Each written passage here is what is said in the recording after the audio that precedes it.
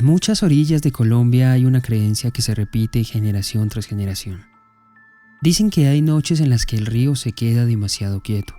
No hay viento, no hay olas, el agua parece un espejo negro. Y la gente del río dice que cuando eso pasa no es que el agua esté descansando, es que está escuchando. Porque en esas noches se oye algo más. Un chasquido de un tabaco encendiéndose, el crujido de una roca cuando alguien se sienta, y una respiración lenta, pegada al agua. Entonces los viejos se miran entre sí y bajan la voz, porque para ellos eso solo significa una cosa: el Moán está en la orilla. Esto es Señal Negra.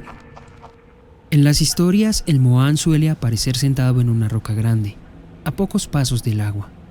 Lo describen como un hombre corpulento, de hombros anchos y espalda fuerte. Tiene un cabello muy largo, enredado, que le cae sobre la cara y la espalda. La barba le cubre casi toda la boca. La piel se ve oscura, dura, como cuero que ha pasado demasiados años entre el sol y el río. En una mano casi siempre lleva un tabaco grueso.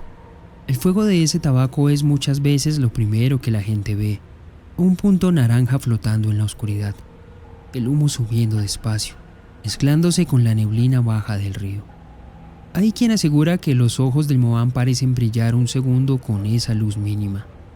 No porque tengan algo sobrenatural visible, sino porque en medio de la oscuridad cualquier reflejo se siente demasiado intenso. No se viste como demonio, no tiene cuernos ni cola. Se parece más a un hombre salvaje que se quedó a vivir para siempre en la orilla. Tal vez por eso resulta tan inquietante. En la tradición, el Moán no recorre las calles ni entra a las casas. Su territorio es el agua, se mueve por ríos, quebradas y charcos profundos. Se dice que aparece sobre todo de noche, cuando el ruido del día baja y el río queda solo con quienes no quisieron irse a dormir. Con los pescadores, el Moán tiene fama de ser caprichoso. Hay relatos donde se limita a observar, sentado, fumando, como si contara los peces que salen del agua. En otros interviene. Algunas personas cuentan que en plena madrugada las boyas de sus redes empezaron a moverse río arriba, a contracorriente, como si alguien las jalara desde abajo. El bote se inclinó, la cuerda se tensó y cuando quisieron darse cuenta, la red se había perdido. Los más viejos interpretan estas historias de una forma clara. El río se enojó, el Moán no quería que sacaran más. En muchas versiones el Moán también se relaciona con las mujeres que van a lavar ropa o a bañarse. Se dice que a veces se les aparece con una apariencia distinta, más joven, más atractivo, con el pelo largo, reluciente y una sonrisa que parece de confianza. Las historias coinciden en algunos detalles concretos. Huele fuerte a tabaco y a agua estancada, que sus manos están llenas de pelo, que las uñas son largas, casi negras. Algunas mujeres, según estas narraciones, desaparecen por un tiempo. Regresan días o semanas después, con la mirada perdida, cansadas, como si hubieran estado viviendo en medio del camino entre la orilla y el agua. En muchas comunidades estos relatos se usan para advertir: no te quedes sola en el río hasta tarde, porque el Moán enamora y enreda. En la tradición oral, el Moán también tiene una relación particular con los borrachos, sobre todo con aquellos que de madrugada deciden volver a casa por el borde del río. Hay historias que hablan de hombres que escucharon música en la distancia, como si la fiesta siguiera más adelante. Siguieron esos sonidos, risas, voces, un tambor o una guitarra, pero cuanto más caminaban, más se alejaban del pueblo. Cuando la música se apagó, ya no había luz de esas casas ni voces humanas, solo el sonido del río, y en algunos casos la silueta de un hombre sentado, fumando y observando en silencio.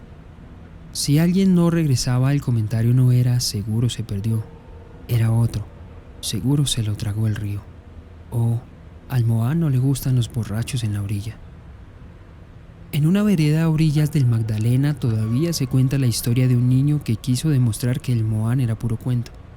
Dicen que el muchacho se había criado escuchando las mismas frases: "no te acerques al río de noche, allá se sienta el Moán". Un día, harto de los regaños, decidió probar. Esperó a que todos se durmieran. Se escapó en silencio y bajó por el mismo camino de siempre. El río estaba en calma, más bajo de lo normal. No había luna clara ni faroles cerca. El niño llegó hasta la orilla y, según la versión que repiten, se burló en voz baja. «¿Dónde está el Moán?», dijo el niño. Se agachó para tocar el agua. Metió la mano.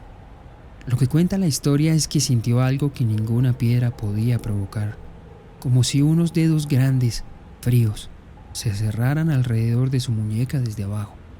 Trató de sacar la mano y no pudo. Vio en la superficie algo parecido a un rostro, pelo pegado, ojos brillando justo debajo del agua. No hubo testigos, pero él regresó a casa llorando, con la mano marcada, como si alguien se la hubiera apretado con fuerza.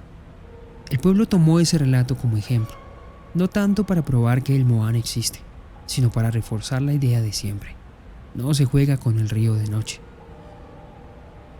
Después de escuchar estas historias, la pregunta que queda es obvia. ¿De dónde salió esta figura? Las fuentes escritas y los recopiladores de tradición oral hablan de varias posibilidades. Una de las versiones más extendidas dice que el Moán fue al principio un hombre real. Vivía en la orilla de un río grande y conocía cada detalle de la corriente. Aprendió a usar ese conocimiento como poder. Cobraba por ayudar a cruzar. Decidía quién podía pescar y quién no. Se aprovechaba de las mujeres y se burlaba de quienes se ahogaban. Según esta línea, un día decreciente el río lo cobró. Tal vez fue un accidente, tal vez alguien lo empujó. La historia nunca se pone de acuerdo. Lo que sí se repite es lo que vino después. La gente empezó a hablar de una figura muy parecida a él, sentada en las rocas, fumando tabaco, vigilando a quienes se portaban como él se portó. En esta lectura, el Moán es la versión maldita de un abusador del río. Un ejemplo de cómo puede volverse en contra aquello que uno cree controlar. Otra línea de interpretación lo presenta como un espíritu del agua heredado de tradiciones indígenas. En ese contexto, el Moán no nace de un crimen específico, sino de la necesidad de darle un dueño al río, un guardián que representa a las aguas y a los seres que viven en ellas. Este Moán protege peces, márgenes, animales y hasta cuevas subterráneas. Castiga a quienes pescan con dinamita, envenenan, desvían el curso del agua o maltratan el entorno. En versiones actuales recopiladas por investigadores y divulgadores, se insiste en esa lectura ecológica, el Moán como símbolo de respeto a la naturaleza. Más allá de si creemos o no en apariciones, el Moán cumple funciones concretas en la vida diaria de muchas comunidades. En zonas rurales donde el río está a pocos pasos de la casa, la leyenda sirve como herramienta de cuidado. Decir, te puedes caer es razonable, pero no tiene mucha importancia. Decir, ahí se sienta el Moán y le gusta llevarse los niños desobedientes, provoca otra reacción. El miedo se convierte en barrera. En un lugar sin vallas ni luces nocturnas, esa barrera salva vidas. En muchas regiones se habla del Moán como protector del agua y de los animales que viven en ella. Cuando alguien pesca de más, pesca en época de veda o contamina el río, se dice que el Moán se enoja. No hace falta entender conceptos técnicos sobre ecosistemas. Basta con entender que el río tiene dueño. Ese dueño en la imaginación colectiva es el Moán.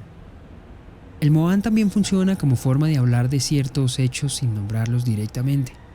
Desapariciones, muertes en el río, violencia en la orilla, temas que pueden ser difíciles de tratar con nombres propios.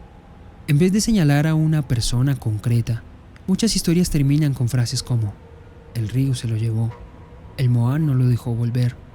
La leyenda absorbe parte del peso y al mismo tiempo envía un mensaje de advertencia. Hay comportamientos que se pagan muy caro. En algunos pueblos el nombre del Moán no se menciona como un chiste. Se dice en voz un poco más baja, sobre todo si el río está cerca. Para esas comunidades el Moán es algo entre el miedo y el respeto. No solo es un monstruo para asustar a los niños, es la manera que encontraron de hablar del río como si fuera alguien, con memoria, con carácter y con límites. La próxima vez que veas un río demasiado quieto, sin viento y sin olas, tal vez recuerdes estas historias.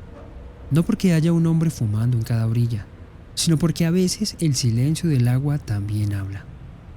Y ahora quiero saber de ti. ¿En tu región también hablan del Moán? ¿Te lo contaron como un monstruo, como un viejo del río o como un guardián? ¿Conoces a alguien que jure que lo vio o que sintió su presencia mientras pescaba o caminaba cerca del agua? Déjamelo saber en los comentarios y lee los de los demás, porque estoy seguro de que hay una versión que ninguno de los dos conocíamos. Si tienes una leyenda de tu región, de tu pueblo o de tu casa que merezca estar aquí, déjala también. La próxima señal puede ser la tuya. Si te gusta escuchar estas historias mientras manejas, cocinas o haces alguna otra actividad, búscanos como Señal Negra en Spotify, Apple Podcast y Amazon Music.